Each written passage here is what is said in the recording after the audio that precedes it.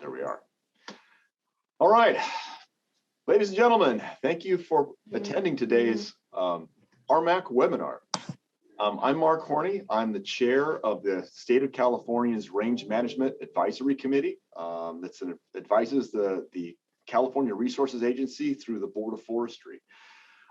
This committee is responsible for providing the state agencies feedback and information regarding policies and procedures that have impacts on rangelands in the state of California and how they're managed and utilized both by state agencies and in all the policies they enforce that deal with private land managers.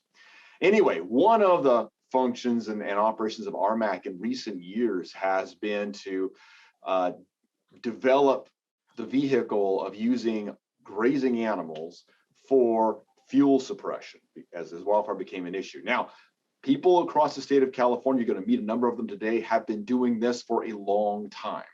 But in the state of California, if I'm saying California because we do have some folks from out of state who are joining us today. In the state of California, we have what's called a Vegetation Management Program, or VMP, which has just recently become replaced by an updated set of rules called Vegetation Treatment Program now. And under that, the state of California will provide funding through CAL FIRE, our state firefighting agency, to assist private landowners and others in managing fuels in order to prevent or reduce the threat of wildfire. In the original program that was implemented back in the 1970s and 80s, grazing was not considered a tool that would be useful to be covered under the program. The RMAC, this committee, recommended to the Board of Forestry that those rules be revised and the grazing be added among all the other standing tools in that program, including prescribed burning, mechanical thinning, and so forth. And so now it is now joining those other set of tools as legitimate and supported means of managing fuels on wildlands. So these webinars, and this is now our second webinar, our third public workshop on the use of grazing for this application, have been just designed to help to educate the public and fire professionals and communities about the use of grazing. And this particular series is intended to connect everyone to the actual people who are providing the grazing service. So you'll see several of them today, and then some examples of different organizations and land managers who are using those services specifically for fuels management. And I'm really excited because I think we've got a great lineup today, as I think we've got for every week. But last week was great, and next week's going to be another good session. So with that, I've used my 5 minutes. So this event is being co-sponsored. So in addition to the State of California Range Management Advisory Committee, we've also got other partners. And I'll throw in mine. This webinar is actually being hosted through my home institution, California Polytechnic State University at San Luis Obispo, California. I got the dean to allow us to be able to run the Zoom through our system. Yay. I'm also a member of Cal Poly's new WUI Fire Institute, which is recently formed among a group of 20 or 25 faculty members, among which I'm one of the founding members. Our interest is in organizing a multidisciplinary working group to help try and solve the many fire-related problems in the state of California that are impacting wildland-urban interface areas, so those places where residential and suburban areas interface with wildlands where wildfires tend to occur. So we're putting this on. Now I'm going to roll it over to Stacy Frederick with the California Fire Science Consortium, another one of our partners. Stacy, it's yours. Good morning, everyone. My name is Stacy. I'm the program coordinator for the California Fire Science Consortium, which is a long name, but basically we're a fire science outreach organization. We're funded through the Joint Fire Science Program, and we're nationwide, but I'm specifically focused on California. And as we all know, there are many aspects and avenues of fire within the state. And so we're really excited to partner with everybody on this webinar and in this series for the second year, actually, to try and see where we can overlap all the amazing work doing around targeted grazing and just range management and fire and field prevention. So happy to be here. I'm actually based at UC Berkeley, but the consortium has people throughout the state at different universities and agencies. I take a lot less than 5 minutes. I'll pass it off to Christina, but nice to be here. Excellent. Thank you so much, Stacy. And thank you again. I'm going to echo Mark's welcome. Thank you for joining us for our second annual webinar, third annual workshop series. I am a certified rangeland manager, and I work with the Board of Forestry, a wonderful team on the Board of Forestry and Fire Protection for the state of California. I also staff RMAC. And this year, as Mark said, we're partnering with the Fire Science Consortium and Stacy and Cal Poly to bring together these experts and professionals in range management and grazing management. So I'm going to attempt to go through the logistics of using Zoom during the meeting. It's not the usual platform that I use, but I will try this. So as an attendee, you're not going to have any video or audio options, but you should be able to hear and see any of the panelists. So panelists, everybody can hear and see you. Please make sure that you're muted unless you're speaking. There are multiple functions in Zoom that are going to allow you to interact with the panelists and with each other. The bottom pane of your screen, there should be multiple functions that you can click on. There's a Q&A function, and this is the function we're going to use for questions. You can type them in there at any time, and we will ask the speakers questions during the Q&A session at the end of each of the speakers' sections. And the speakers can answer also any of the questions at any time that pop up in that panel if you see them, but we specifically will be reading out questions at the end of each session or each speaker's section. There's a chat function as well that allows you to interact directly with any other attendees or all. You want to double check who you're sending the message to, because any of the messages that are sent to everybody are going to be recorded and saved, and anybody can see them. So if you want to specifically talk to someone, make sure that you click their name. You can use this function as well if you're having any technical difficulties as well, or you can directly message me as well. And we can also use the chat function to drop any web links or other items that you think are going to be of interest here that are relevant to the audience and topics. So go ahead and drop anything in there if you think that would be useful for the attendees here. There's also a raise hand function. That's an option. We do suggest you just use the Q&A function for the questions and the chat for any technical issues, but I will be watching that as well, just in case it's clicked. And lastly, these sessions are going to be recorded, and they will be made available through the California Fire Science Consortium's website online within a few weeks, maybe sooner. And everybody who's registered, of course, all attendees, but anybody who's actually registered for the webinar will be receiving a notification via email when those recordings become available. And thank you again for joining us. And I'm going to hand this over to Andre and Bianca and Rich, who are going to be our first speakers for today, and they're going to introduce themselves. Okay, good morning, everybody. I'm Andre Soares. I am owner of Star Creek Land Stewards, vegetation management company using sheep and goats primarily to manage vegetation in California. We are wrapping up our 8th year of business in California, and what has turned out to be it's great. It's been a great 8 years as far as learning and what we've been able to demonstrate on the ground and project development. I wanted to. I think Mark maybe forgot this. I think, Mark, do you mind if we ask participants to add their agency affiliate into the chat? Yes. If you're comfortable doing that? Yes, I'm comfortable doing that. So ladies and gentlemen, if you would do that, if you represent some organization or just a private landowner or business operator, if you just pop a chat in, because we'd like to know who is here and what our audience is. Thank you. So we operate. We have about 6,000 to 6,500 head that we use for grazing purposes in about 8 or 9 counties throughout the state during the grazing season, and focus primarily in the Bay Area and Marin County, and also the South Bay. Our home base is Los Banos, California, where the majority of our animals return to post-grazing season, where they go through lambing and kidding. And we run a more centralized operation during that period of time, and then back out during to the grazing season. So that's generally who we are and what we do. And it takes a huge team to do that. And I'll kick it over to Bianca. Hi, so my name is Bianca Soares. I'm Andre's daughter, but I am the project manager for Star Creek Land Stewards.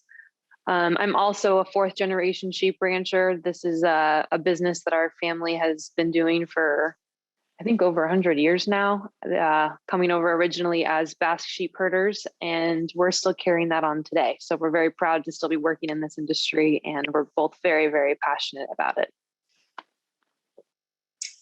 And next, Rich Shortall from Fire Safe Marin is going to introduce himself, but I wanted to let you know kind of why we selected Fire Safe Marin and Rich to join us for this presentation.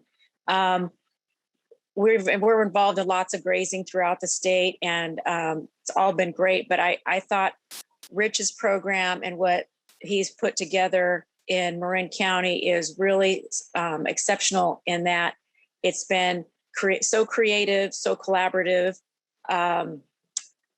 across all types of entities and terrain. And so I just thought it was a really great, sophisticated plan that's developing all the time and every year. So for that reason, I'm appreciative that Rich was able to join us today. Rich? Great. Thanks, Andre. Yeah, Rich Shortall, Executive Coordinator for Fire Safe Marin. Sort of wear a lot of hats over here.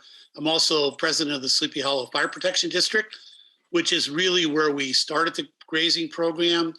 We've been working for a number of years now with Star Creek, which is great. And later on, I'll be explaining sort of how it works, but it is a very cooperative program involving a lot of different agencies on some land that's kind of perfect for this type of program. Thank you. Okay, there we go. So as I mentioned, it takes a team. This is just a very small portion of our team. Unfortunately, the nature of the business is we are spread out all the time, so it's difficult and rare that we get everybody together. During the peak of the season, which is still right, well, we're still winding down, but everybody's still at work. We have about 12 herders working with animals, and then we've got a team of drivers and project manager and other ancillary staff that help out. The herders who come to us are primarily all from Peru. I'd say over 99.5% of all sheep and goat herders in California, or all the Western states, are here on H-2A work visas. Over this program, the H-2A work visa for sheep herders and goat herders has been in place since the 60s. And it's been a very successful program, one that the industries are dependent upon. Because domestic labor is so difficult to come by. The herders come for the current program. It's federally regulated by the Department of Labor, highly regulated, monitored. It's connected to the state in that wages are set at the federal level, but then modified at the state level.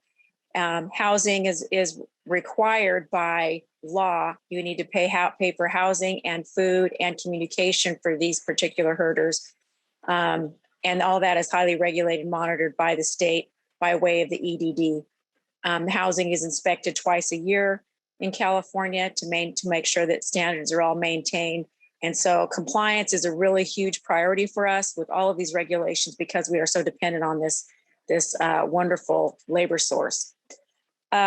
They come for the maximum time they can come for are 3 consecutive annual contracts. So in essence, they can be here up to about 3 years. And then by law, they have to return to their home country and do a touchback for a minimum of 90 days. The herders during the grazing season, we deploy herds in about herd sizes of about 400 head.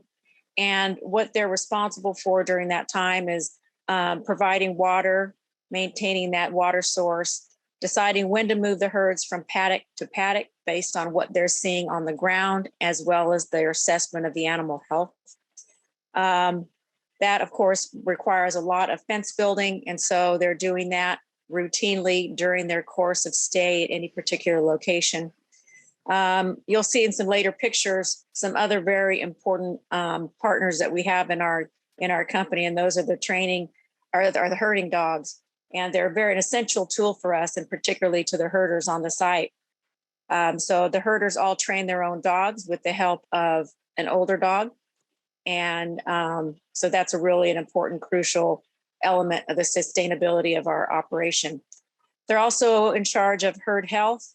That means assessing, treating, administration of medications, treatments to cuts, when to give minerals, when to pull minerals based on the conditions on the ground. And speaking of conditions on the ground, they're also very critical. They're very important in assessing. This process is a continual process of assessing implementation planning, assessing planning implementation over and over and over again. So as conditions change on the ground, what might have been a plan one day could change based on what one day of grazing does to the ground based on terrain, previous conditions, and in particular this year, drought. So watching the ground for drought impact this year has been really important. And the herders are doing that all the time. So we work with two different species of animals in our business. We have both sheep and goats, and I'll go more into breaking down our different herd types in a minute. But our breed of sheep we use is a Dorper. So it's a hair sheep. They naturally shed, which is why in these pictures they've kind of got funky mohawk looking things going on. It's just a very hardy breed. They look pretty great on pretty much any type of vegetation. They're always fat from my experience for the most part. It's just a really hardy breed, which means they do a really good job on a wide variety of grazing projects. We can put them on a lot of different vegetation and they thrive. The type of goat breed that we use is a Spanish Boer cross. It's a meat breed, a meat variety. Again, they're big, hardy animals. They do really well on a lot of different vegetation, and they're very aggressive eaters. So we're very happy with these two breeds of animals. She mentioned a little bit about the dogs. We use both Great Pyrenees guard dogs that we keep in with our herds when they're in areas we're worried about predation, whether that's coyotes, mountain lions, bobcats, people's dogs, humans. We bring our guard dog in. They do a wonderful job. They're very, very essential to have in many places, definitely here in Marin County, where we have a lot of coyotes especially. And the other animals that we use are Border Collie herding dogs. They're very smart, amazing dogs. Each herder has, typically 2 to 3 of them that they will rotate in and out based on what they're doing and where they're working and how much they're working with the dog. But they're brilliant dogs, and they can do the work of 2 to 3 guys when it comes to moving a herd from one place to the next, just because of how quick the dogs can get out ahead of the herd to help us kind of configure and move them. So they're very, very important to have. The next slide here, this is all discussing the types of herds that we run. So we have about 4 different types of herds. Andre mentioned our typical herd size is about 400 animals. Sometimes it's more than that. We typically don't have anything less than that. The typical rule of thumb is that goats are browsers and like nose level and up, and sheep are grazers and go for nose level and down, meaning that sheep eat a lot more grasses. Goats are going to go for a lot more brush typically. So when we're presented with a new project, especially if it's a new one for us, part of the decision making that goes into planning that project is deciding which type of herd will suit this land the best. And that there's a lot of different factors that go into play with that. But based on an assessment, we would come up with which type of herd we'd want to put there. So our options are going to be a mixed herd of sheep and goats. That would be kind of a mixed vegetation where there's lots of grasses, but also some brush. And even with that, we can either do a herd of all female ewes and mixed with both does or wether goats, depending on how aggressive we want the goats to be eating. The does are going to be a bit milder. Then we could do an all sheep herd, which we do in some areas where it's pretty much just grasses. An all goat herd would be either all breeding does or all wethers. In this case, I have it broken down here first by breeding does mixed in with billies during breeding season. Those are going to be much more aggressive than the sheep would be as far as eating brush, but they're not going to go and strip down bark and trees quite as aggressively as the wethers would. My wether herds are the herds that I would bring in where it's extremely dense vegetation. There's lots of overgrown brush and trees, poison oak. We're looking to have, 6 to 8 feet of fire fuel ladders cleared because those goats can get up on their hind legs. They're much bigger, they're taller, they're very aggressive eaters. Those are the wether herds are our most aggressive herd when it comes to trying to really make a large impact on a new site.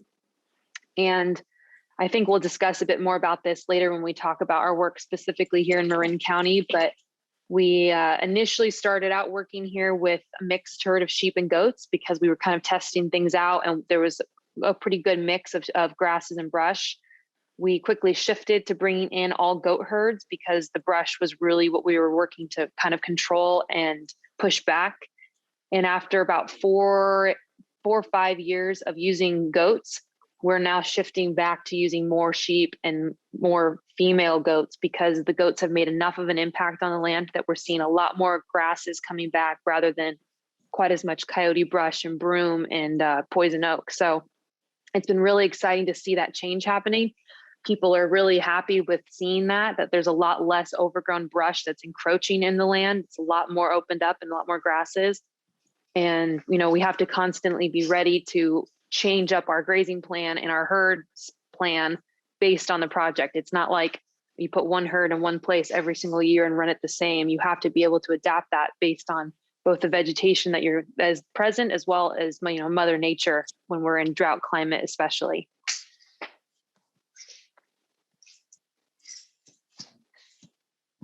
So let's talk a little bit about what these animals can actually consume. They eat about 4% of their body weight daily. So our wether herds, the average weight of those animals is about 140 pounds. If you do the math, they're consuming about 5.6 pounds per day. And remember, they're consuming and removing. Times 30 days in a month, that's 168 pounds times 400 head is 67,200 pounds per month per herd. Again, these are our herd sizes of about 400.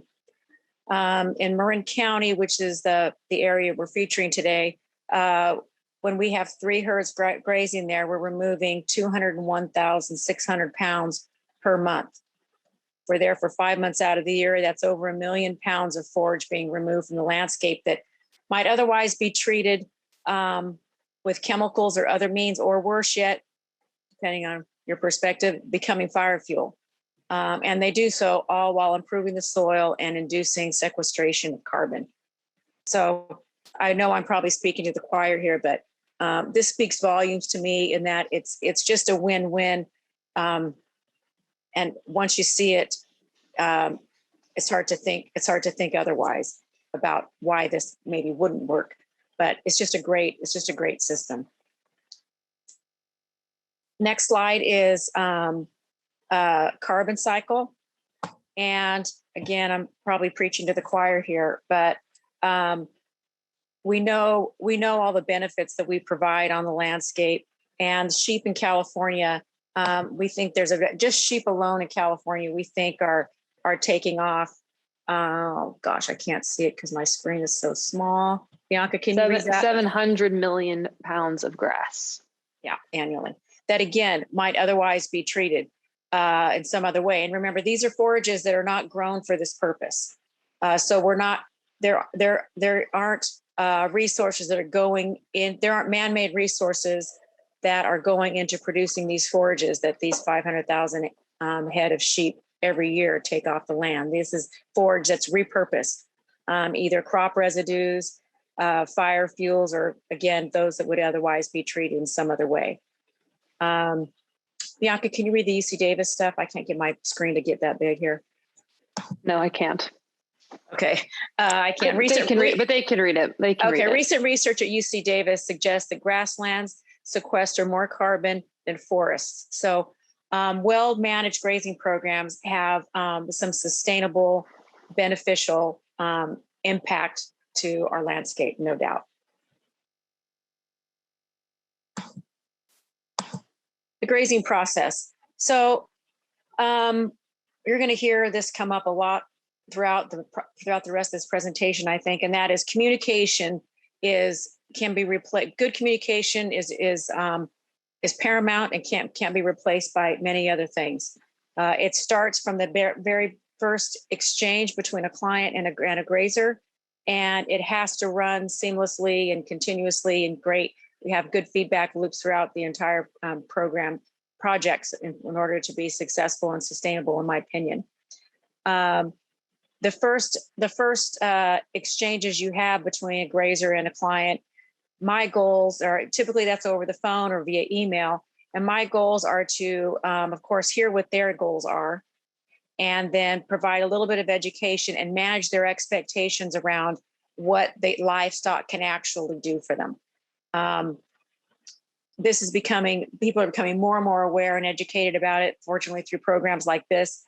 But it's really important to manage expectations from the outset in order to keep the partnership, the collaboration successful.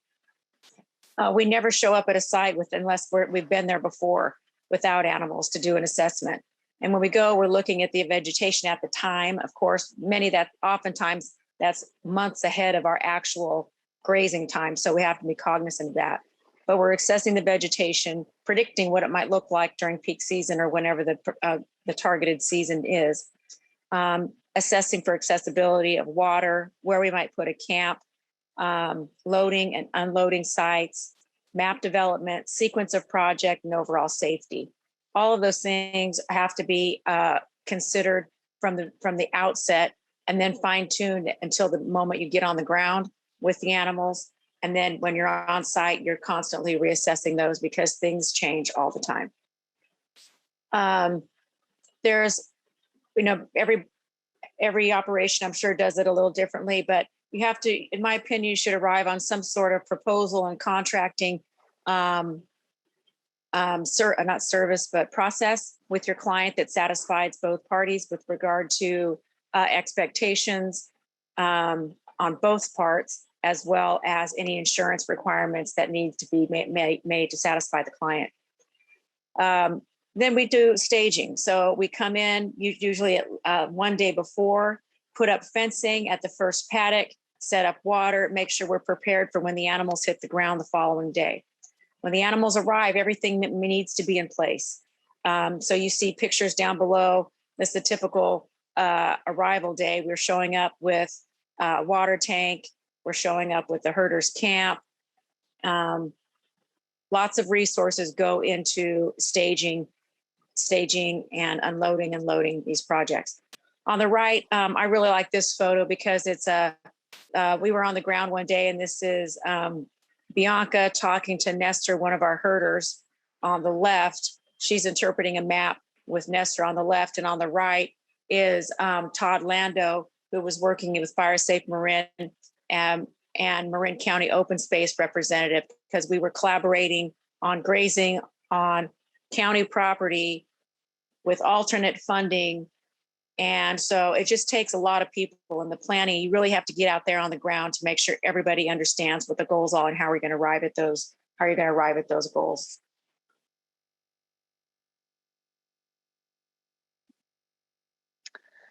So project management is technically my title, but it's a lot of us are all working within project management of these different projects that we're doing. So she talked a bit about it, but communication is massive. It's a huge part of my job day to day, all day long. It's been happening constantly as we've been sitting here. Having open communication, both with the client, with other representatives that are working alongside the project. Sometimes, we're working with government agencies, and it could mean you have more than one representative. When we work with Rich here, he's an overarching person in charge of these projects, but even broken down within the program that Rich has helped develop, there are many, many different entities involved. And so kind of keeping open communication with each of them about when we're arriving, when we're leaving, where we're coming from, where we're going to.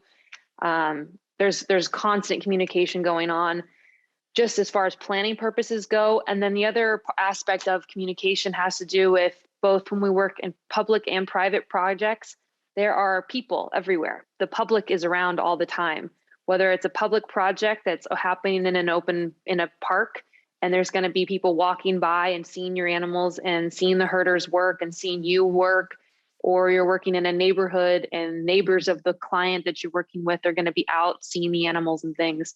You've got to be willing to put the time in to chat with these people, because the more time I put in communicating with people that we're not even really working with, people that happen to be bystanders, the easier the job is on myself, on the herders, on Andre, on my transportation team. When people around you and around the animals are educated on what's going on, the purpose of what you're doing, whether it's for fire prevention, whether it's, invasive, to help control invasive species, the more people around you, the more the public is and the community is aware of the process and why we're doing it and what's going on, the more supportive they are, and the more they understand, and the more they advocate for you with other people around them. It really makes a huge difference just to put a little bit of extra time, sometimes a lot of extra time, into talking with people and spending some time out there on the project, doing more than just your job, but doing just chatting with people about what's going on. That's communication is huge, and there's a lot of facets of that. Project management also encompasses, making sure all of the herders have the supplies they need to make sure that they're comfortable and prepared for the job that they need to do. It's figuring out how we're going to get the animals into each project. I think I'm going to talk about transportation next, but there's a lot of different ways we transport the animals. It's deciding what the best way to do that is, deciding how to get water, whether it's a neighbor's hose, or if I need to be hauling water in from another site, or if I need to be using a fire hydrant meter. All of those things need to be planned for much ahead of time. It's figuring out a safe private area that we can park the herder's camp that he's going to feel comfortable in. It's figuring out the best spot to safely load and unload. Deciding on if I think there's going to be predators, is the steepness of the project, how many people, how much public access is there going to be? Is there going to be a lot of people entering and exiting the site throughout the project? And then, planning to be on call 24/7 as myself, in case there is a problem, that I can get a hold of somebody and that I can be there to make sure that we can solve that problem, whether that's goats being out or, a predator. There's many different things that come up in this job, and you've got to be ready for all of that. Education and community outreach kind of go hand in hand with what I've already talked about, but being able to do that and go the extra mile and spend a little bit extra time talking to each individual person that's interested or not interested in what's going on really makes a huge difference. Transportation. So I just kind of touched on this. We have three main ways that we move the animals in and out of a site. One would be semi trucks. That happens typically once a year, I'd say, for a herd.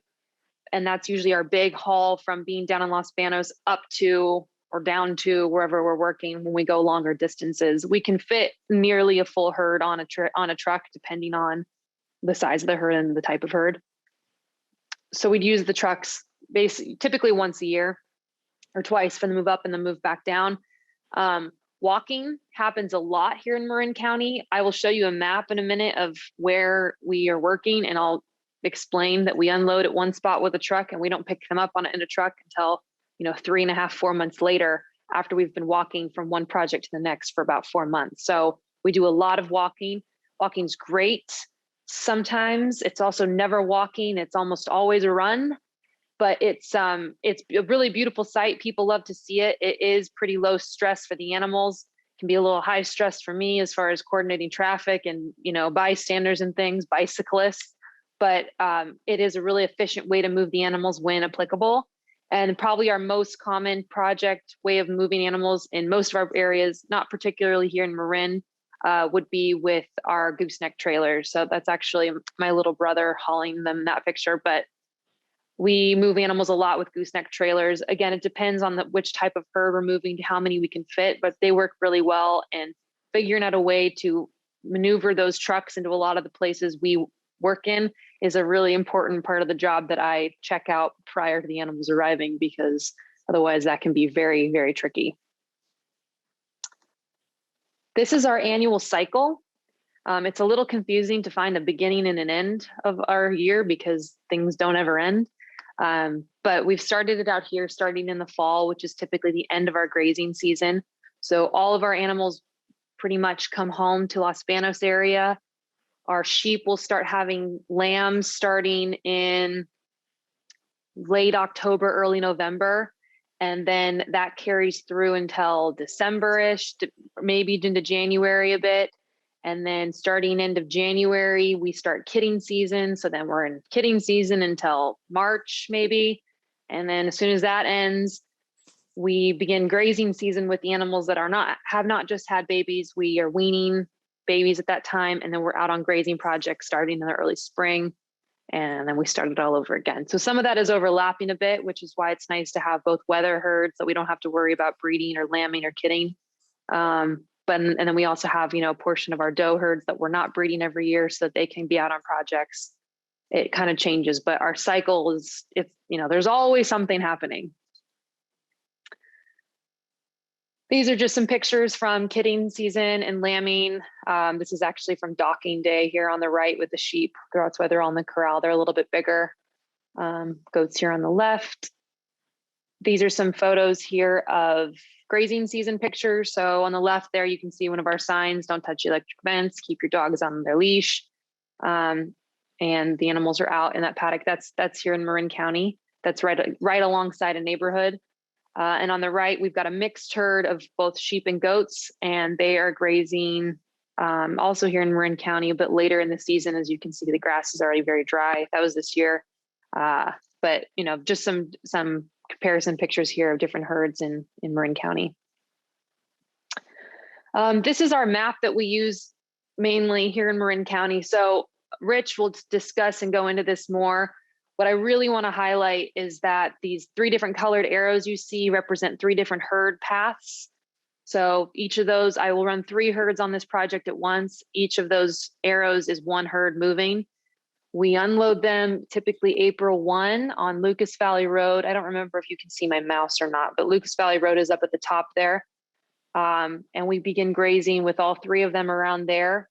And I don't put them on a truck again until the very bottom of the map. So they are moving from one project to the next there, probably roughly 25 different projects for about 3 months, 3 to 4 months. So it's a very unique project. And I'd love Rich to go ahead and explain a bit more about how he developed this plan. Great. Well, thanks, Bianca. Appreciate that. So the map's a little bit hard to see everything, but right in the center of the map where the green arrow is there, that's Sleepy Hollow. That's unincorporated Marin. It's sort of a big valley. And it's surrounded by a number of towns. Lower right would be San Anselmo. Upper right would be Terra Linda. To the north is Lucas Valley. And off to the left or to the west is Fairfax. At one time, all of Sleepy Hollow, this big valley, was actually a dairy. It was really typical pristine California rangeland, where it was pretty much oak trees and grass. You could start at the beginning of the valley and you could look right down it all the way. All the trees were limbed up a bit just from the grazing and whatnot, and it was really a beautiful sight. Very little dead vegetation on the forest floor, and definitely not very much of the brush and invasive species like broom and so forth. Well, years later, that turned into a community now. Sleepy Hollow's 825 homes, and we have a lot of new residential landscaping, which is sort of all over the place. And then the open space terrain surrounding the hills of Sleepy Hollow was really allowed for a long time to just be fallow and became really overgrown. A lot of coyote brush, broom, poison oak, and so forth in there. So it really kind of changed a bit over time. So this really did create a big fire problem for us that we wanted to deal with. And of course, what's a little bit unique about this is, as we all know, fire knows no boundaries. So work done in Sleepy Hollow benefits the surrounding communities and vice versa. So the Sleepy Hollow Fire Protection District, of which I'm actually the president of that too, pulled together a group, it's the core five, we call them, which is the Fire Protection District, the Marin County Open Space District, the San Domenico School, which is really large, 530 acres there, Triple C Ranch, which is another 250 or so, and the Rocking H Ranch with also several hundred acres out there. So we're the core group that decided to do the grazing together in the first year of the program. We contracted with Star Creek and had really a lot of success. And one of the reasons, as Bianca pointed out, is you can unload the animals and then you can walk them wherever you need to go. It's not arbitrary where they go because a lot of things go in, which I'll talk more about later.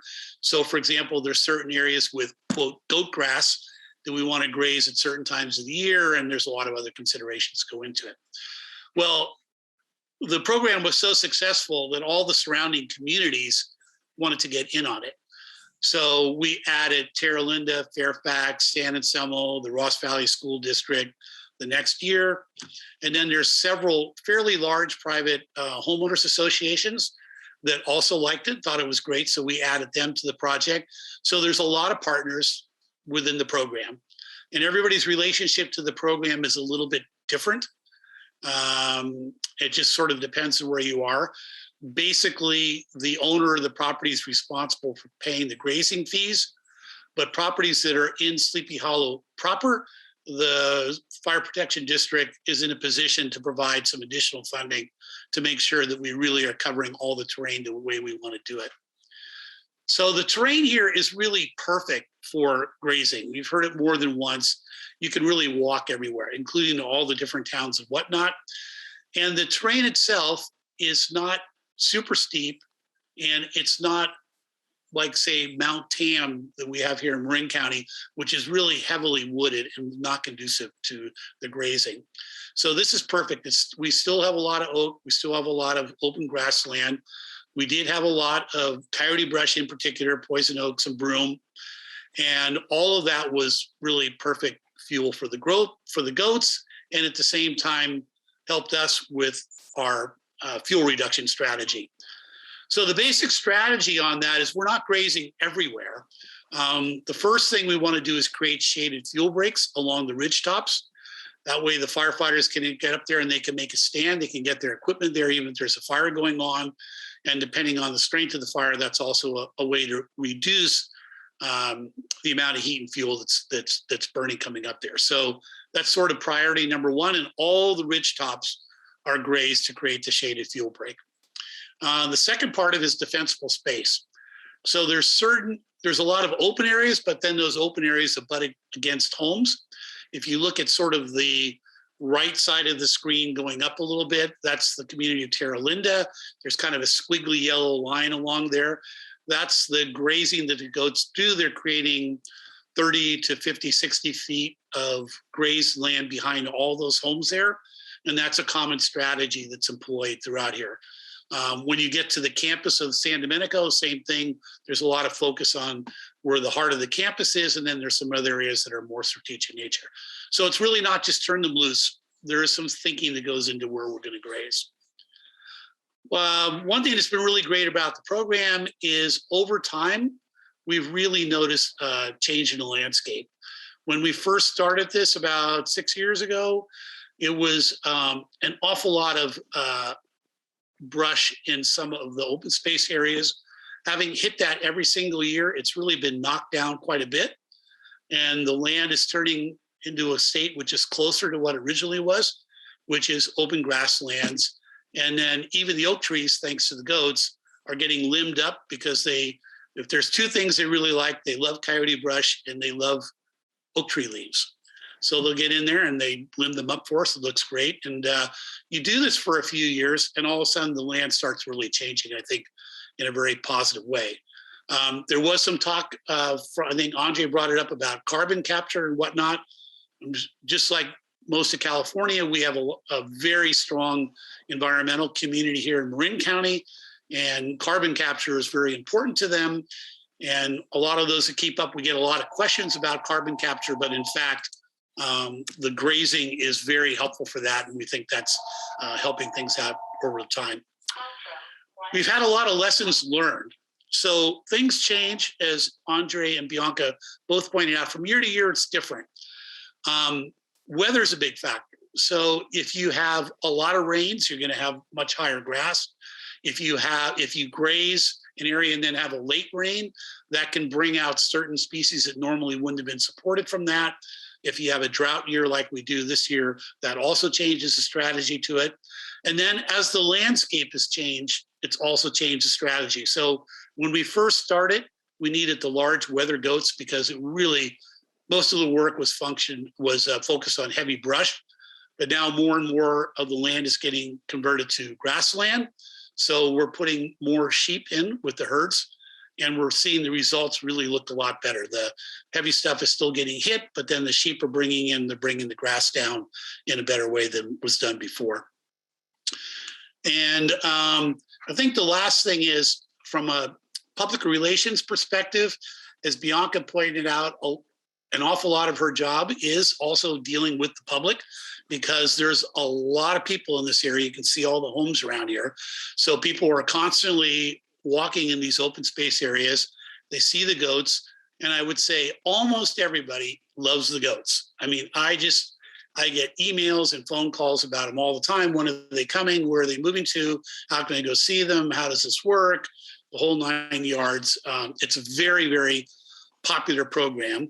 But a program like this also comes with some challenges, because not everybody is a fan of grazing, mostly because of misunderstandings about the program. So you might have a year where you're doing something, you get a late rain, some kind of vegetation sprouts up that you hadn't really anticipated, and it's, oh, the goats made that happen. Well, that's not really what happened. Next year you go back, you graze through those same areas, and we're back to where we should be. So you really do need to be on top of a program like this, and you really need to be, and Star Creek is fantastic for this, kind of really understand how the program works and be prepared to explain that to people who might have issues with how things work. Like I say, it's 98% I love it, but the 2% who have issues, you do need to be able to explain it to them. And Star Creek has been fantastic for helping us do that. So with that, we'll be taking questions at some point. I'd be glad to answer any. Okay. I think we'll open it up for questions. So now, under the webinar. Wait, excuse me. Mark, we have just a couple more. Go for it. Roll on. Okay. Yeah, I'm going to back it up a little bit. There we go. We'll just go. Yeah, let's go to challenges. It's not without challenges, and I don't want to beat a dead horse here, but particular years like this, everywhere on the ground, we are being sensitive to the impact of grazing on erosion risk, and in particular this year, it's been a challenge, and we have been moving through the same amount of acreage and much faster because of our sequential years of drought impact to the ground. We're often working with biologists with regard to invasive and protected species, both plant and animal. It involves a lot of education to our team by the biologists and monitoring. So we are involved in that in any areas where there's invasive species and or protected species. Again, logistics, it's where Mother Nature is really the boss every single day. And so we can plan, and we do, but we have to be flexible with respect to what Mother Nature decides is going to happen. It's a 24/7 operation, 365 days a week, days a year, excuse me. Also, I wanted to also mention, I think it came up in the chat, risk of compaction. That is a risk. We don't typically run into it during our grazing season because we're really not in areas where that's happening with moisture, and we're moving them quickly. It's just not been something we've had to be too concerned about. Now, during the rainy season, that's when we are back home doing our lambing and kidding, and we do see that on our on some of the crop residues that we graze during that time, and we're very sensitive to that because we're working with farmers who are depending on us to improve their soil, not make it not cause problems for them. Labor, it is a big concern because we're so dependent on this labor source for the sustainability of sheep and goat producers in all of the United States. So we have an issue going on right now that we've gotten some help with, and we hope to get resolved. I don't want to go into it, necessarily need to go into it, but these are all challenges that we're aware of all the time. Next, Bianca. Oops. I think we've talked about all that, Yeah. all the opportunities we have. So now, yes, questions, Mark, would be fine. Great. This is Christina Wolf, State Board of Forestry and Fire Protection. Thank you so much, Bianca, Andre, and Rich. We have several questions coming in. In the chat, one of the questions from Gretchen are, do the animals spread seeds in their droppings that are not welcome? Oh, wait, and Mark has answered that. He said for some plant species, yes, again, should be something considered as part of the invasive weed management aspect of the grazing planning process. Do you have anything that you want to add to that? I will I would add say that go ahead. Bianca. I will add that in some instances, when we're working with clients that are especially concerned about bringing in new plant species, we haven't actually run into an issue where it's been determined that goats have brought in anything or the animals have brought in anything in. But if we're working with a client who's got a specific concern about that, we have had a few instances where we have held the animals, had them feed on certified weed-free hay for 48 hours before moving them into a project to ensure that they are completely clean, that there's nothing being brought in. Another positive of using goats is that typically seeds don't get stuck to them because it's a hair rather than wool. And with the hair breed of sheep as well, they're not carrying that beautiful Rambouillet wool underneath their bellies to carry seeds as well. It's hair and things don't really stick to them. So that's a huge plus. Excellent. We have a question from Tracy Nelson, who's a CDFW. This is a question for Richard. It's a multi-part question. I'll read them all out, Richard. And I actually can see it if you want. I'll take them one at a time. Probably if you can read out the question, the part of the question that you're answering as you go through, just so folks know what the questions are. Great. Okay, so the first question is, how much did you know about grazing before developing your grazing plan? So I personally didn't know a lot, but one of our partner agency, so the Rocking H Ranch, is managed by a person who's done a lot of grazing and in fact had started with Star Creek a year before we all did. So we had a series of quite a few meetings before we embarked on this very first year of this. So he was very helpful to talk about his experiences, what he knew about grazing. And then Andre came up with a number of meetings to talk, as she's explained before, about what the animals can do and what they can't do.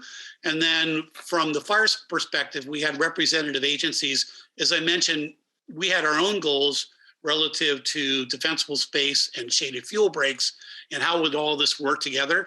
So once again, the partnership really brought the expertise to the table. And once we'd done that, it was quite a bit to come up with the first plan. And as I say, each year the plan grows from there.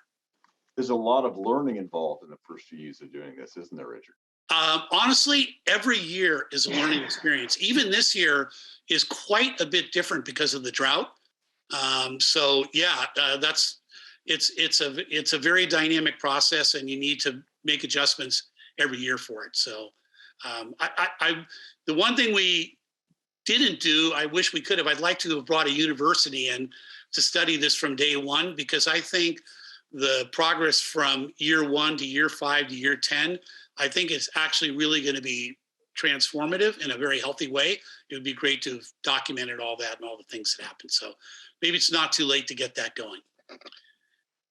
So the next question, what does your contracting process look like? Well, in some ways, this is pretty simple because it's not all done by one large public agency that would have restrictions about how to do this. The Marin County Open Space District is probably the largest land owning partner in all this. They do have a contracting process, but this is able to fall under sole source contracting for them. They're just a part of all this. So they handle that through the County Board of Supervisors. Most of the other agencies are either private or the size of the project is below their threshold for having to do a lot of public bidding. So it really hasn't been an issue for us. So we're not confined to open bid. If it was one agency doing all of this work, that'd be a different story. And then we do have to balance a little bit the requirements of the different agencies, and that's where Bianca and Andre are really helpful on that, because the open space district is looking, they're the ones probably most concerned with things like spreading seeds and whatnot due to the nature of the landscape that they have.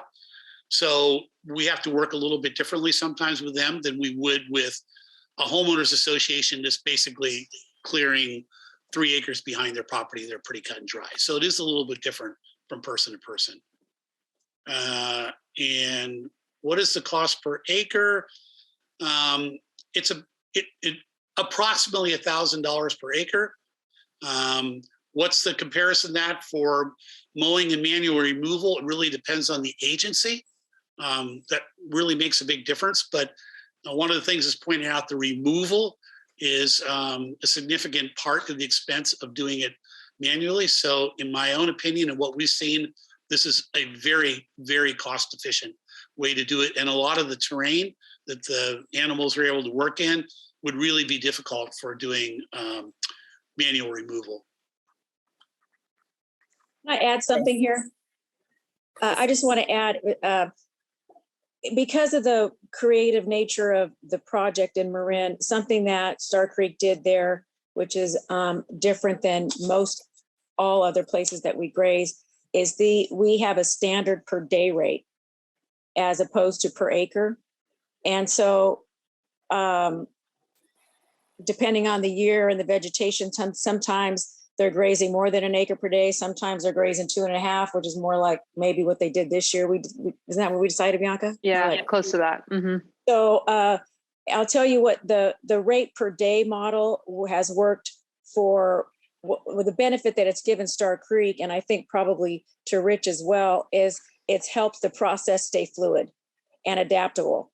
And it's because we don't have to try to provide a different rate for this terrain or that terrain, or doing this on this property with something you don't have to do on this property. It's a standard rate across the board per day and not per acre. So I've been happy with it, in particular with this model, but I haven't translated that to many, if any, other places. Thank you, Andre. It's Christina again. We have about 10 minutes, 15 minutes more for questions. I just wanted to let you know that. And the next question is, again, from Gretchen. Do the goats and sheep eat the young oak shoots we want to encourage to grow? Yes, they do.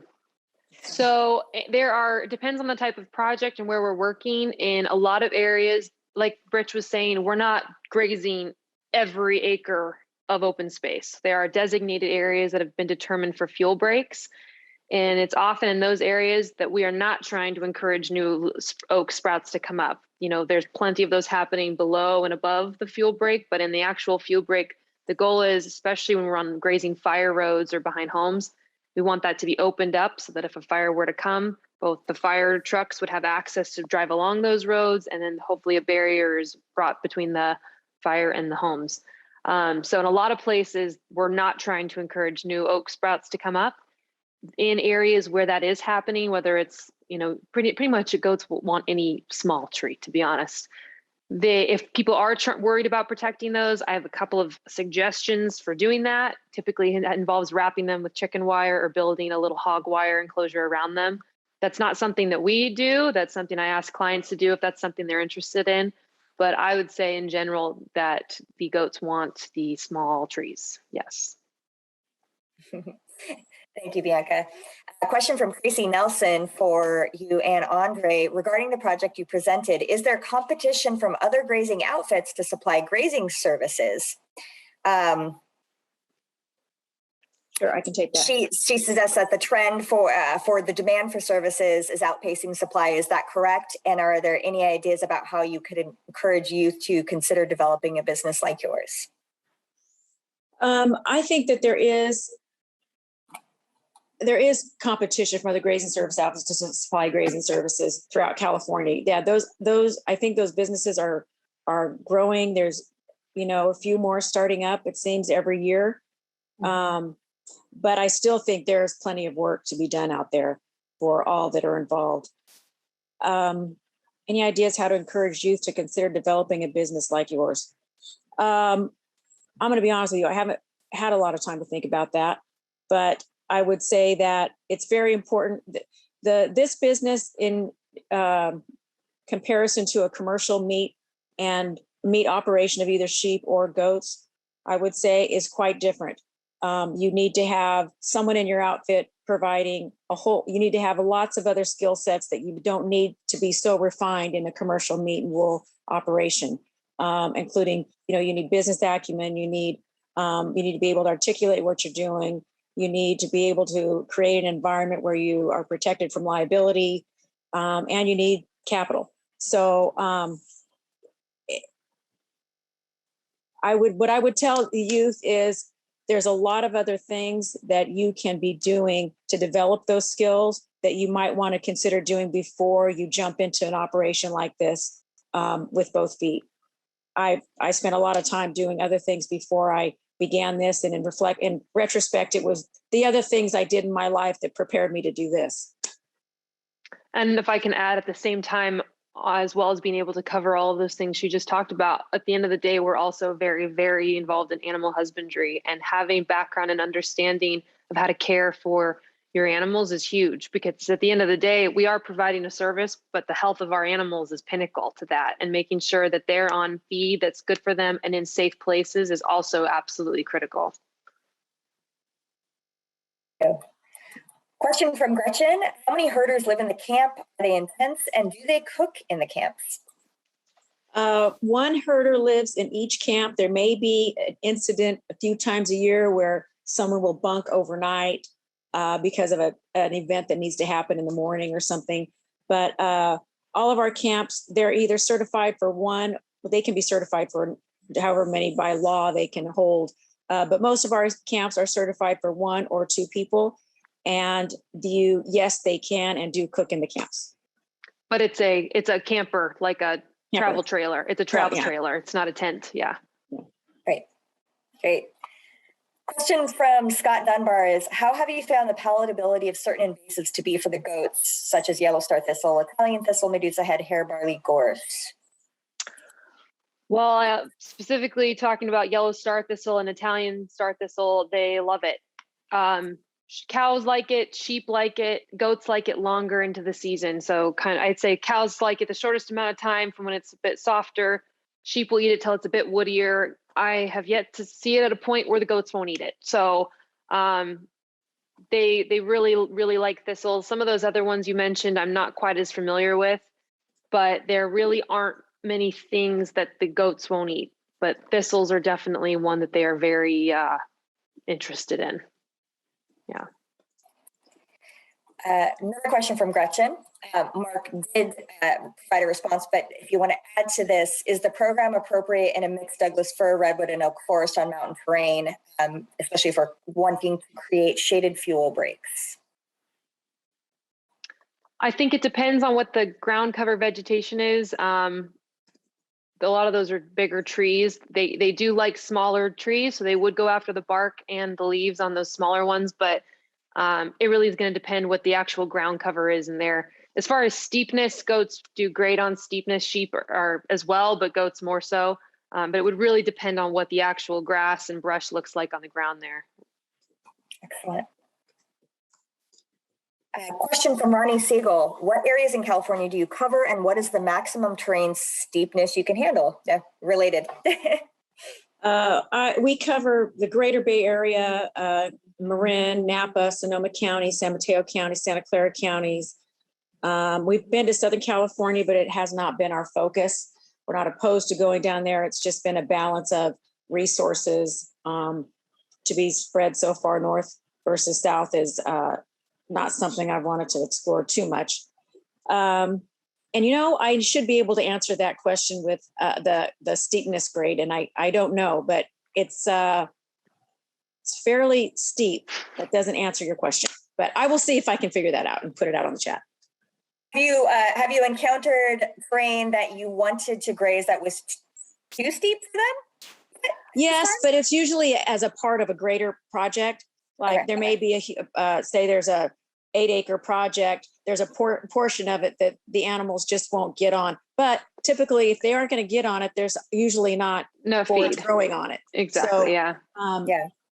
I don't think I'm not sure there's anything that's too steep for a goat to be on. It's more that there are areas that are so steep that the vegetation, there's not much vegetation on it, or it's so steep we're just worried about rocks falling and things, and you don't really want them on it. Thank you. We assume that above 10 or 15% cattle begin to not like it so much. So cattle will graze up to 20 or 30% slope, but above that, their use falls off dramatically. Goats, I've never actually tried to see what steep they'll go up, but I would say that 40% probably would not be unreasonable for a goat to tackle and make it probably further. Yeah. That would be a fun experiment. We have a question from Gretchen. Do they eat chaparral and manzanita? They love manzanita. They definitely love manzanita. We just finished a project where they just wrapped and protected a bunch of manzanita.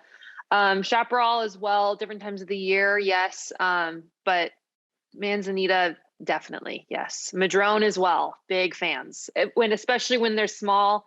Anything smaller than about 3.5, 4 inches wide in diameter, they want to strip the bark. Like our goats do, not all goats do, but ours do.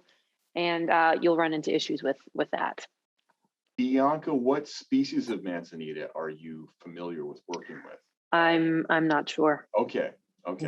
Mm-hmm. I mean, I'll just put a little caveat in here, mm-hmm. that there are different species of manzanita. I've worked with grazing manzanita up in north central California, up in the Sacramento Valley, up towards Redding in that area, and mm-hmm. there are some species of manzanita in there that we had great difficulty getting to work with. So to the audience, I want to say, one, the grazing animals matter a lot. So I don't know if Andre, if you guys had mentioned this or not, but animals learn a lot, and so the people who have the animals, depending on the experience that they provided those animals in their growth and development, sometimes that can have a lot of an impact on what species of plants animals will eat. And then two, some plants, like some chaparral species, have a waxy coating over their leaves. We call that sclerophyll. But anyway, the thick waxy coatings can deter many animals, even deer, from eating that material, and particularly at some seasons of the year. So for the grazing managers like Andre and Bianca, I consider them to be fairly experts in this whole process. But in my experience, there are cases and situations in plant species where I've had very limited success in getting it to occur. But I also know that how the animals are managed, what the selection process is for choosing to keep animals retained in the herd, all that can have a lot of influence in how they'll behave. But I'll just shut up there because I think Bianca and Andre can deal with it. There are instances as well. That was perfect to say that they won't go after the leaves of the manzanita, but they will still eat the bark. And so the next year, if it's too small, they're not gonna that if they're small enough, it may not survive. Okay, good. That's a good point. And Mark, you're right. I should mention that pallets for these ruminants begin to develop in utero. And so as these pregnant mamas are up grazing on that specific vegetation in Marin, they're young because they're bred right. Many of these are bred right now. They're developing their palate. So it's interesting thing about sustainability in a program like this too. Yeah. So for the folks, don't assume you just know if somebody down the road who's got some goats, put them in a trailer and haul them off somewhere, they're just going to eat it. It doesn't work that simply. So, Andre and Bianca have developed strings of animals that have these capabilities. And not just any group of goats is going to be able to perform the way that their goats or other people who provide these services will be able to function. Thank you. A few more minutes for questions. We have an anonymous question. The statement, well, actually, more of a statement if you want to comment on this. The statement is, I would assume grazing disturbance created by the movement of a large herd promotes more native perennial grasses and is easier than conducting a prescription burn. If so, it would be great to get research on this to also tell this story as a co-benefits. Do you want to make any comments on that statement or talk about any of the co-benefits? Rich, you have any input there? So I don't know. It's a little bit hard to say, but I think what we have observed in certain areas, there's a native bunch grass, which we hadn't seen for a long time, is starting to come back in some of those areas out there. Again, you're kind of clearing out a lot of non-native stuff. And again, I can't give the scientific response to this, and I haven't carefully studied it, but we definitely do see grasses and whatnot that were sort of obscured or overrun or too much competition in the past beginning to come back. The change in the landscape is just very visible. It just looks healthier. And I've lived in Sleepy Hollow for 40 years, and I've lived nearby for almost 70 years. And I can tell you, it's starting to look more like it used to when we had the dairy. The biggest problem is the residents and the residential landscaping where we don't bring the animals in. But where they go, where they graze, the terrain looks a lot healthier. Thank you, Rich. I think we talked about this, but Don Affman says, what does this cost per acre? And to repeat it for 3 to 5 years seems kind of daunting. It's more of a statement. So would you like to comment on that? And I think you said the cost was $1,000 per acre or so. Maybe you could revisit that.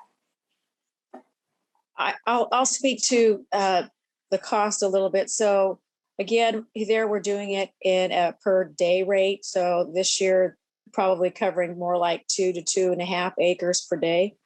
And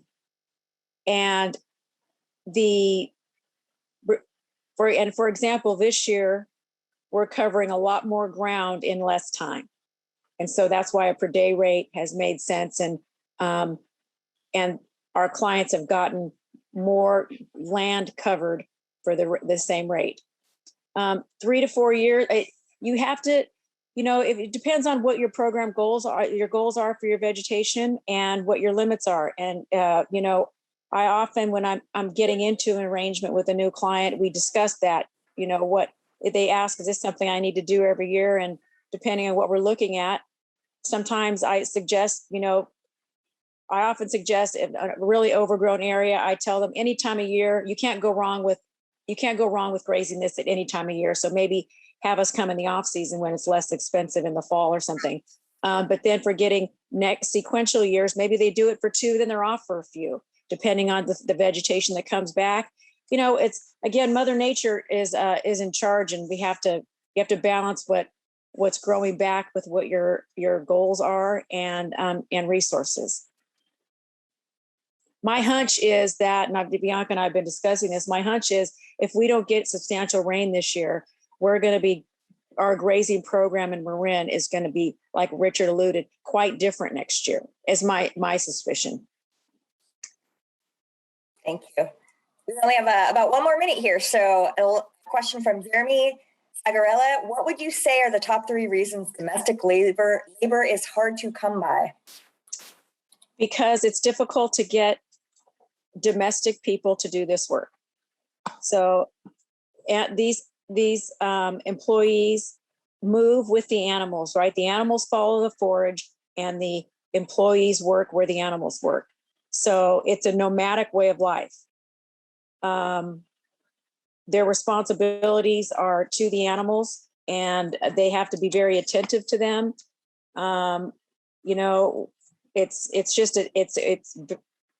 It requires a lot of attentive and skilled work, and it's difficult to get that. It's just always been difficult to get this kind of work in the United States. Thank you. Well, I think we're going to wrap up the question and answer session for Andre, Bianca, and Rich now and transition to our next presenter. Thank you so much for all the information you provided today. And if there are other questions that haven't been answered, we will be saving the chat, the question and answers pane, and we can go through those and make sure that we get those answered as well after the webinar. Thank you again. And Mark, do you have anything you want to add? No, you're doing great. Carry on. All right, great. Well, next up, we're going to have Cole and Chris join us, and we'll have them introduce themselves as well. So we'll go ahead and switch screen sharing to them. Give us just a moment here. There we go.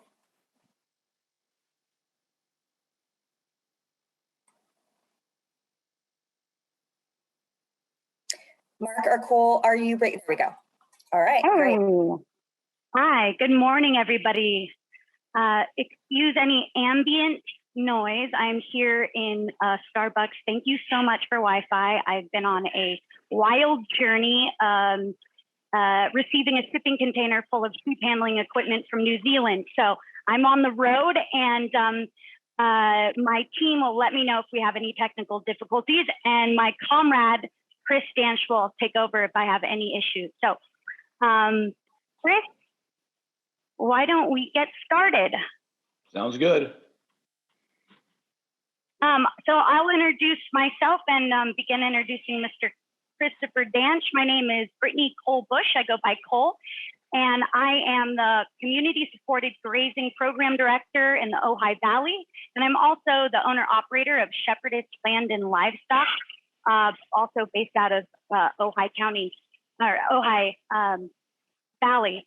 We are excited to share with you how we are supporting a multi-stakeholder approach for community-supported, community-driven fire safety and ecological resilience in our valley with private and public partnerships through the Ojai Valley Community Supported Grazing Program. I am going to pass it off to Chris to introduce a little bit about Fire Safe Council and our partnership. Well, first introduce myself. I'm Christopher Danch. I am the Executive Director of the Ojai Valley Fire Safe Council, which is the organization that is running the Community Supported Grazing Program with Cole and others. And my professional background, I'm an attorney for over 40 years. But I've spent many years outside the practice of law working on various issues of sustainability, including more complex agricultural systems, spent about a decade on that, also off into various forms of energy systems.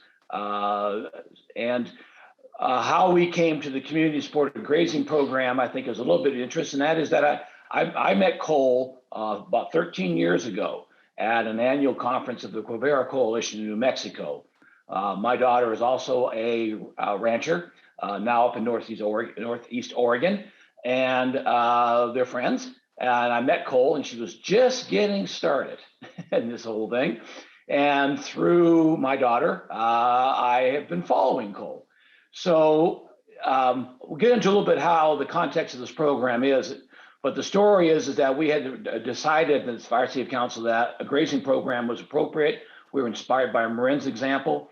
And I literally I went down to the store to get a file box that had Cole's file in it to give her a call to see if she might be interested in consulting on this.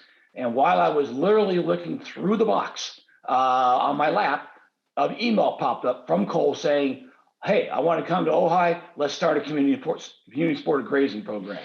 So I take that as it was meant to be.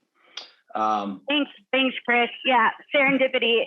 Timing was right. I was in Northern California and wanted to bring back home to Southern California this work. And so that's how things were initiated. So we want to give a little context to the Ojai Valley. The Ojai Valley is a tremendous place, very unique, but also one of the top most fire-prone towns in all of the United States.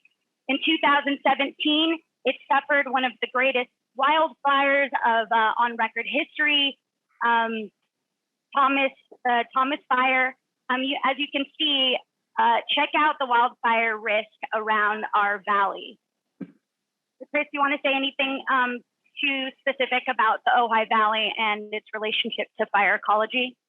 Yes, thank you. As Cole mentioned, the Ojai Valley area in the city of Ojai in particular is one of the most highest risk to wildfire in the state and the nation. We're in the top, according to Headwaters Economics, we are in the top 1% of wildfire risk for the country, top 3% for the state. And as you can see by our FRAP map here on the screen, pretty much it's red. So we have extensive development in the WUI in Ojai. And the Thomas Fire was a real wake-up call for our community.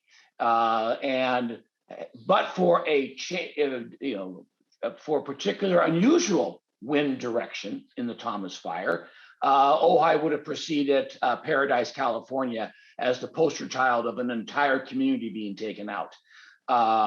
We were very, very lucky here, and this community is very aware of that, how we were saved by a fortuitous, if you want to put it that way, in the context of the fire of that nature, a change in the wind direction. But we in the valley floor were experiencing winds in excess of 80 miles an hour. So we're very steep terrain around us. We have a heavy chaparral watershed, and it's very rugged terrain. We have limited access in and out of the valley, 3 routes to be exact. And so we face a lot of challenges here in the Ojai area to promote comprehensive, holistic wildfire safety.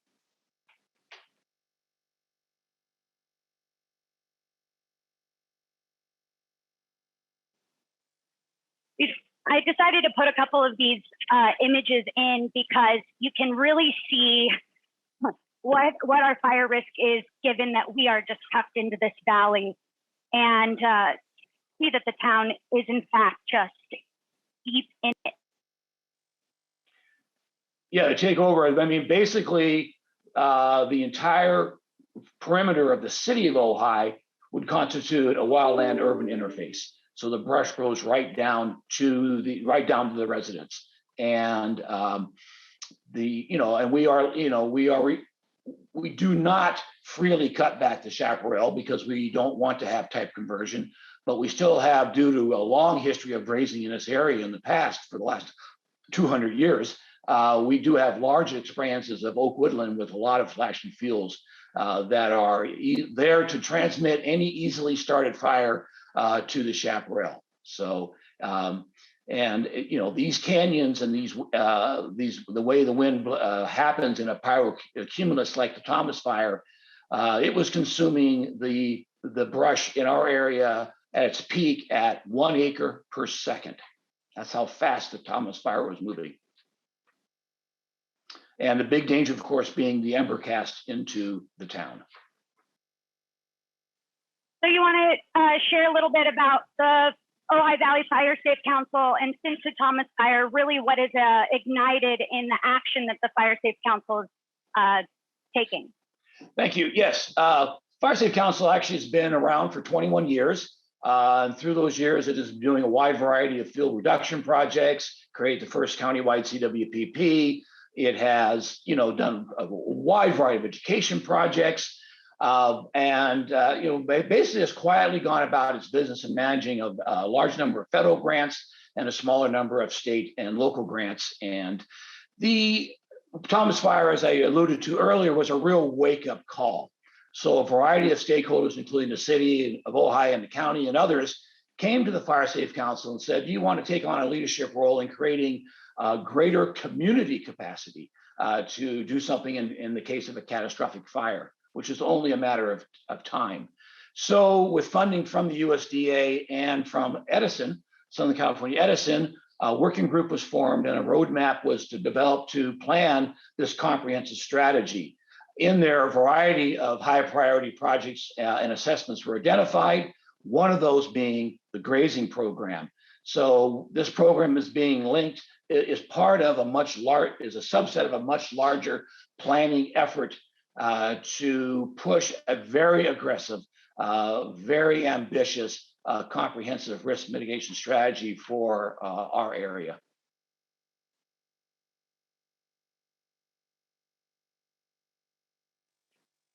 Thank you, Chris. If there's anything else you want to talk about the Fire Safe Council and the roadmap, let's fit it in as we proceed. Sound good? Yes. Okay, great. So we were invited to share about our collaboration. I wear the hat of helping to design the program based off of experiences and supporting the development of these types of projects and previous experience, bringing it back home. And something I've been working towards for a long time as a first generation new agrarian, as I call myself, has been the development of shepherdess land and livestock, which is based in the Ojai Valley. It is 100% me and my team. We not only provide contract grazing as a service, but I help to consult and train and educate both private and public landowners in developing these projects, but then also next generation entrepreneurs interested in land stewardship working with small livestock. So there's the implementation piece, but there's really the design and development and educating all folks really on what is the right application of contract grazing or prescribed herbivory. This is a little bit more about the stacked enterprises of my business, and this is kind of how I came to collaborating with the Fire Safe Council through my interest in the education and the project development for more comprehensive impact. We also work with, very important to note, we also work with a local contract grazer in the Ojai Valley, Ventura brush goats, Michael Light. And I find it very important that we work with our competitive colleagues, other grazers who are doing this type of work, because every operation works a little bit differently. And I see that there's a lot of room for a lot more grazing and a lot more grazing businesses. And so if we can stack functions, we can work collaboratively, we can impact more land, there's more work to be done than any one business can do.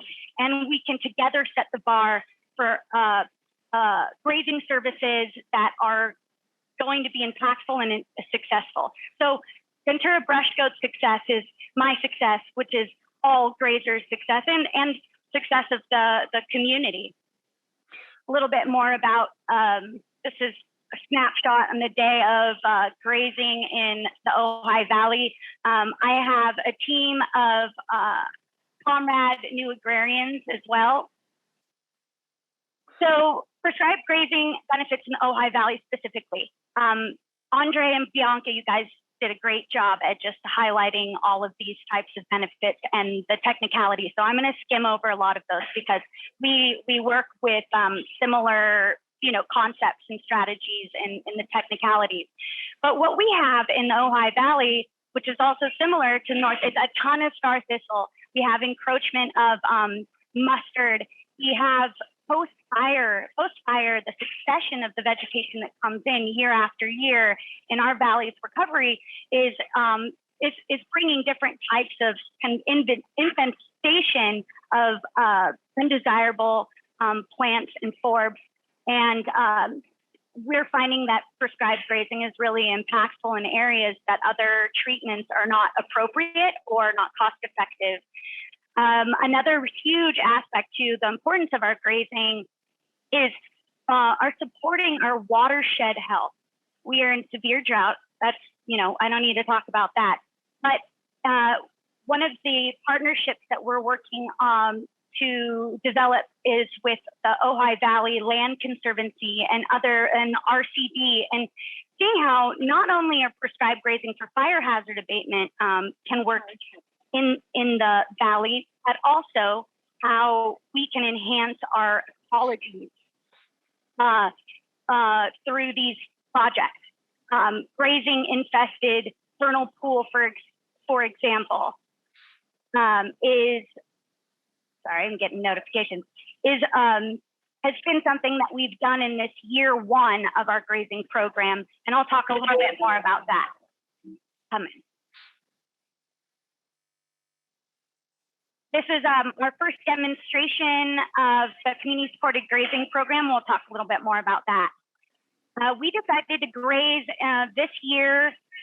Want to tell a little bit about this in grazing mosaics. So we did not disturb a whole swath of open space, but we allowed wildlife habitat to remain intact.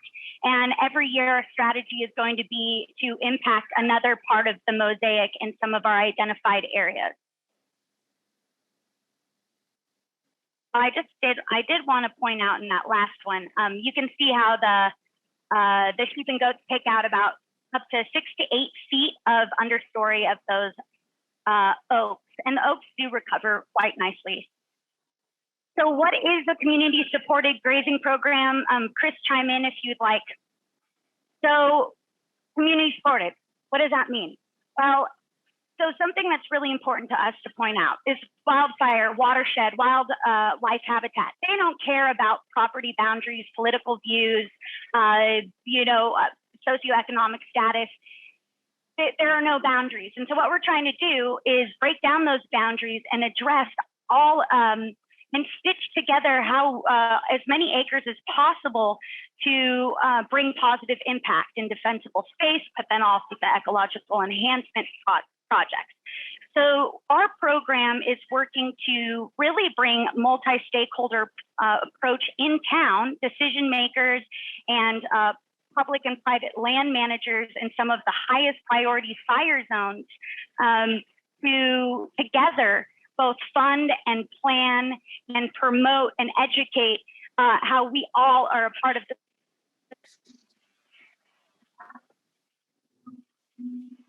I just lost audio. Can I get a thumbs up if you still hear me? Still hear you? Okay, great. I just switched audio to my computer.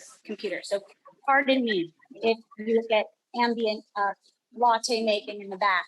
An issue, I'll just pass it off to Chris and wait till this coffee is done. Large scale impact, stitching contiguous acres is a really important aspect of our program. And our biggest goal and vision is to create a corridor of positive impact using prescribed grazing as one of our tools around the whole valley in the Wooey and some of the ag spaces and private land in both the upper Ojai Valley going all the way down to Foster Park. So you can see that is a very wide expanse, but we've already started to map this out. And just through conversation with a lot of our initial stakeholders, we've been having these back and forth banters of, wait, that could happen. And then we could go behind this product. Like Chris grew up in Ojai, so he can talk to this, but we're figuring out how it can be possible that we can keep animals on the ground year round, grazing around the valley to create defensible space and give positive impact for fire safety all around the valley. Would you like to speak anything to the corridor? Yes. Well, first off, just to give you an idea of the scale, that corridor represents roughly 225 square miles. So it's a significant span of land. It has a varied terrain, most of it anything but flat. Living in the Ojai Valley, if you're not on the valley floor, you start to yearn for flat areas. So I would say also that what we're looking at is the question has come, and it was in the earlier presentation as well, is how do you pay for and sustain such a program? And that moves toward the community supported program, the multi-stakeholder approach. But by looking at if we want to treat the areas that we are strategically planning in this corridor, we can't leave it to private landowners being able to fund that. Some can, many cannot. Most of it is private land, maybe owned by land conservancies, but a lot of it's just private landowners who may or may not be willing or able to pay any or all of those fees. And Also, we're not going to be able to treat those, and we're certainly not going to be able to subsidize that through our, the grants for wildfire safety. It's just not going to happen. So by bringing in the whole community and a wide range of stakeholders, which is a management challenge for our program, to say the least, but it's also very exciting and inspiring as well, particularly in our the response to the first literally few months of this program. We just launched it in April. Is that it's going to create, and we'll talk about this more later, very diverse sources of funding and support that's going to allow us to eventually do what we need to do in such a wide, diverse range of terrain. Thank you, Chris. Just continuing, jumping along, what is a part of our corridor impact goals? If we're going to address fire safety and how we are going to confront the increased threat of wildfire, we have to look at ecological resilience and ecological health. We can't do one without the other. And so we are, again, our strategic partnerships with the Ojai Valley Land Conservancy and our local RCD and other private consultancies and focusing on restoration of watershed, et cetera. This is a really important part of our program. And this year we've been able to impact with our demonstrations to vernal pools projects. Also, I want to add that, we have these broader aims, and like Cole says, it's all interrelated. If we improve the soil, improve the hydrology, and those organic content, that leads toward better water retention, more wetted vegetation. All those are key in protecting a community, that particularly one that is in right smack dab in the wildland-urban interface. I'm not giving anything away by saying that we're very much using wildfire, which is, of course, a goal in itself and very important, as a lever to, because that's such a concern in our area, and it has not dissipated since the Thomas Fire whatsoever. So it's a very important societal lever that we're using to achieve that specific goal, in addition to much broader resiliency goals. Thank you, Chris. I just want to also add that because of the length of time that the Fire Safe Council has been here, 21 years, we already had a substantial partnerships built up that we work with, and we work, we work very closely with the Ventura County Fire Protection District. That's been a very close relationship, and with the U.S. Forest Service, because half this county is in national forest. And the landmass of the county, but also just we bring up to this already many people ready to participate in a multi-stakeholder approach. I wanted to add to the multi-stakeholder approach. We're also a multi-tiered. We have a multi-tiered focus. Again, fire, public safety through fire hazard prevention, ecological enhancement, but education is a very big and core part of this if we're going to engage all community members. So part of our program is the educational piece that engages local schools, which fortunately 2 of the largest 3 schools have been a part of our first demonstration sites this year. This is really cool. If we can get K through 12 engaged in understanding how animals are a part of our approach to steward our land and to bring public safety to the valley, then we're in good shape, because really through the kids, teaching parents, getting excited, and really fostering and cultivating a culture of folks who understand the relationship that animals can have with good management on the land. We're just creating basically a new climate for how we can engage in increasing our community resilience. So I wanted to point out the education component and point out that some of our core stakeholders have been initially schools. And we'll add to that, one of the questions in the first presentation was, why is it such a hard time finding domestic people to do this work based in the U.S.? And we see this in in this multi-stakeholder, much more holistic idea of how we're going to develop this program in terms of economic development as well, that we see this education component and the economic development component as key towards a long-term solution to finding people who are not only skilled to do this work, but ready and willing to do this work.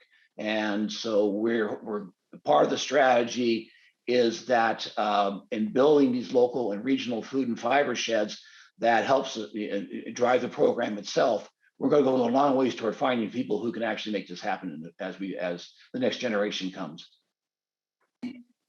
Also with the education piece, if we're able to pilot, test, and demonstrate how we do this, and we're documenting our process, and we're humbly starting, and we don't have all of the pieces together, and we're still developing that, but engaging with communities like this, we're able to get the feedback so Ojai Valley can essentially be a demonstration of how a community in Southern California can begin and proliferate this type of work.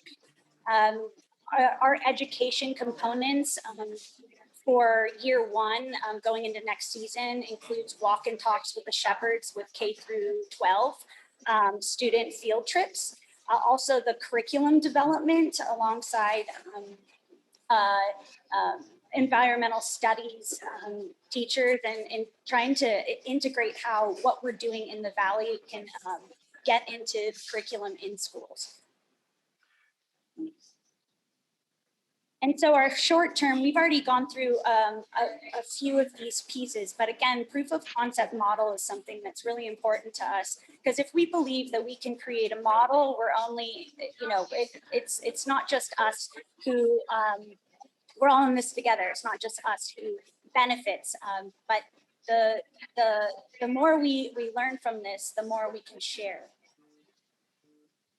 Do you want to talk a little bit about risk allocation management and landowner participation, how we're engaging our first stakeholders and participation agreements, Chris?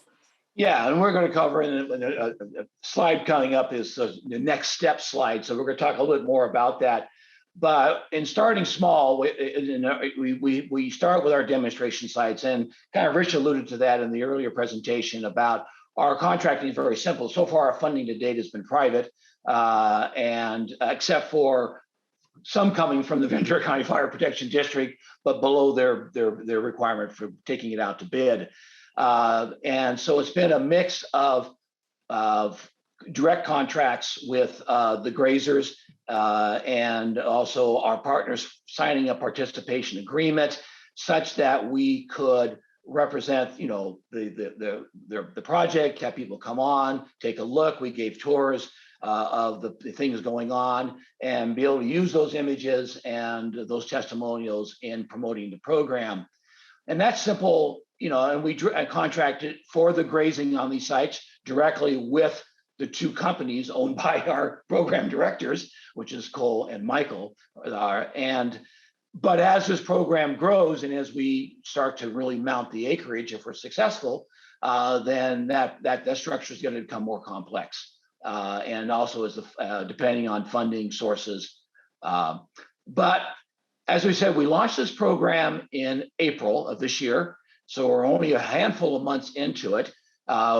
Of our goals, so far the goals we've had that we want to achieve by this time of this first year of the program, we have exceeded those goals, we're happy to say. So instead of the 3 demonstration sites we want to have, we had 5, and they were very successful that we were able to supplement. And one of the strategies I want to say about how to make sure that we can graze land that otherwise would not be grazed if left to the ability or willingness of the private landowner or the public landowner for that matter, is to be able to have a diverse sources of revenue that in fact subsidize those fees. And we were able to do that. So we had landowner participation. You can see we also paid grazing fees that we subsidized through our own funding. We also want, because we have lots of small parcels that need to be done, and Cole can talk more to how the cost is, when you only have, but it's very difficult to graze small areas because the cost of doing that just isn't worth it to the landowner. So we want to, in addition to subsidizing grazing fees for landowners, we want to be able to reduce the cost to small and medium producers, grazers. And one of the things we're going to try to do is develop a tool and lending program for some of the larger pieces that lowers the capital cost, the entry cost into this. So we can focus more on training people, and then it helps support them in their infrastructure and reduce their costs, which in turn allows the cost to be reduced in the grazing fees charged to the landowner. So that's part of a more broader strategy on how to dramatically increase the available the acreage that we can actually treat. Thank you, Chris. That's really important piece because accessibility is really important. You know, the folks who can afford this work, public agencies that can get grants and certain funding. Yeah, it's important that we identify all of the opportunities and the funding out there for these, for these projects. But how about smaller landowners who don't have the capital to afford the $1,000 an acre, $1,000 a day? If we can, again, stitch together as many acres as possible, then we're reducing the cost for the grazer and we can reduce the cost for the neighbors. That's the whole point of this thing. The more contiguous acres, we can reduce costs and make this more accessible and impactful. So this is just a quick little map of some of our demonstration sites. And we tried to, luckily we got our demonstration sites to be in different parts of the town. So different neighborhoods could see in their area how this thing could work, and high visibility areas of the KFA on the left bottom corner area. That is going into Ojai on the 33 highway, or is that the one 5033? It's the first thing that you see coming into town. That's the indicator that you're coming into town. When you look to the north on the highway, you see this open land base, and that was where the first demonstration was. And it was a phenomenal first demonstration because of the amount of people who got to see this. On 4th of July weekend, for example, it was just phenomenal. So our community support has been tremendous. Yeah, I will say the very first day that we had animals on that stretch of open space along Highway 33 150, several of the Ojai-based Facebook pages, the other Ojai and others, there were literally hundreds of comments that came in just on the very first day. And I would say 99% of them were positive and grateful, quite frankly, for what was happening. And so, and I will also add that these educational communities, schools that were educational schools, how's that for redundancy? These schools that we're working with, as the community is large, like Marin, is very environmentally oriented, right? And so I think the schools that we're working with have a great interest of incorporating this into their curriculum. So that's a whole, like Cole alluded to, that's a whole nother partnership that we're working on to bring this level of education to our area. So one of the first things that was really important to us is to engage our first initial stakeholders in this, recognizing that we're going to need a public and private government approach. So we had our first stakeholder event where we also demonstrated what was going on the ground to these stakeholders, and it was also a wild success. To see also the diversity of organizations and agencies and private landowners and managers all coming to the table was really, really incredible. And to the table eating lamb. Pretty cool. Okay, I want to be mindful of our time. And we've talked about some of these pieces. What does this program do in terms of addressing barriers and challenges that we have? And what are the barriers and challenges of the community supported grazing program and its development? Well, we already addressed what the program does to make more accessible financially, economically to the landowner and the grazer. Again, if we're able to have a more comprehensive contiguous acre approach, reducing transportation, just herding on foot, water access, things like this, those are things that can reduce costs. Land access for grazers, startup grazers who do not have home bases. In the off season, when it is raining, we can have strategic partnerships with, again, let's say the land conservancy that has land base that perhaps needs stewardship, but it's open. There is opportunity for grazers like us to set up shop there. The land conservancy has, there's co-benefit in having animals there in off season for early season grazing, for example, for reduction of annual grasses, allowing space for desirable natives later in the season to come up, things like that, for example. That addresses the lack of off-season pasture. We need more grazers. We need, I believe that we need more small, mid, and big range scale grazing operations. Star Creek is a premier model of a larger scale operation. What I'm trying to do with my business is test if a small to mid scale grazing operation, right now I run 300 head, my goal is to run 600 head, can as a startup, first generation agrarian without the historical multi-generational inheritance of all this amazing knowledge and wisdom, can I go and can I do this? And if I can prove that again in that model, I believe that other grazers in a similar circumstance can also enter this and recognize that we need to figure out how to make all scales viable. And that's a very important piece when we look at spreading impact across the state. There's other challenges that we have to get through. CEQAs, for example.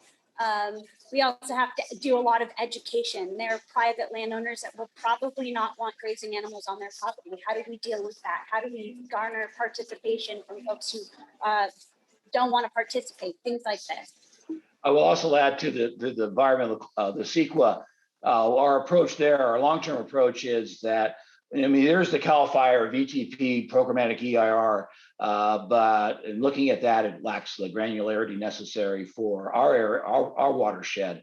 So one of our goals is to begin the planning, and we'll be in the next one of the slides coming up, is to begin the planning and potential funding for doing a programmatic EIR for vegetation management with grazing and prescribed burn in the Ventura River watershed.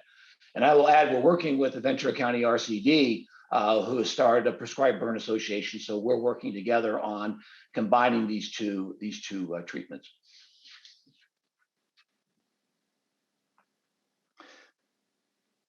Gold, will you want to speak a little bit to the funding?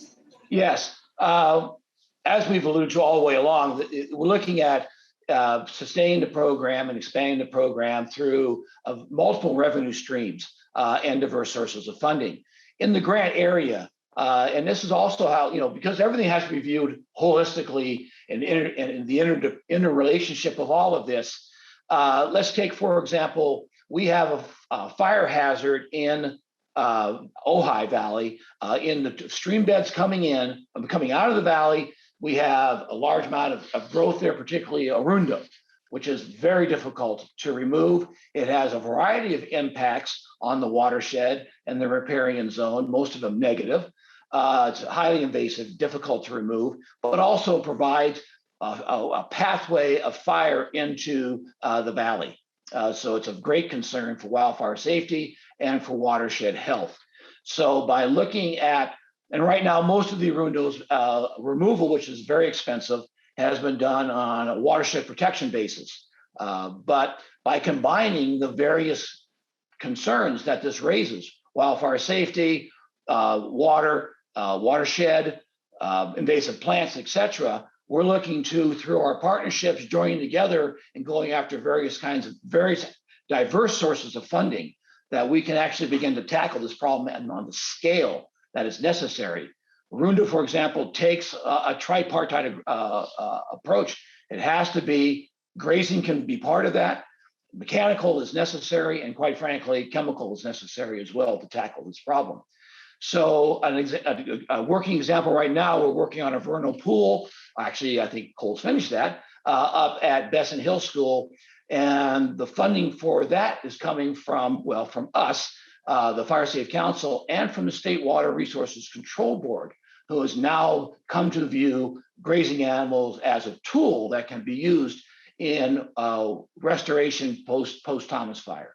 So that's the kind of multi-stakeholder, holistic, comprehensive thing we're looking at to get the funding to do what we're trying to do here. And it's both challenging and inspiring, quite frankly.